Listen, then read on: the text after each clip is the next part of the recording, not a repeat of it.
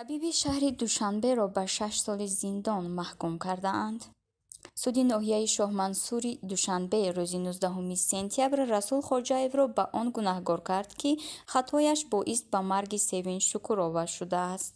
Расул Хоҷаев, табиби беморхонаи ёрии таҷирии шаҳри Душанбе, ба ғайрикасбӣ иҷро кардани вазифааш бо моддаи 129 Кодекси ҷиноӣ гунаҳкор ва баъд аз адои ҷазо 3 сол аз фаъолияти корӣ маҳрум гардидааст.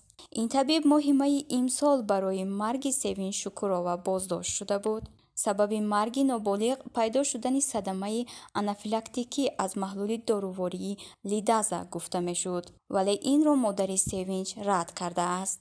шоира Зуҳурова тибқи гузориши Радиои Озодӣ мегӯяд, иштибоҳи табиб боис ба марги духтари 17-солааш гардидааст. тибқи омори расмӣ дар ним сол нисбат ба 41 табиб парвандаи ҷиноӣ боз шудааст.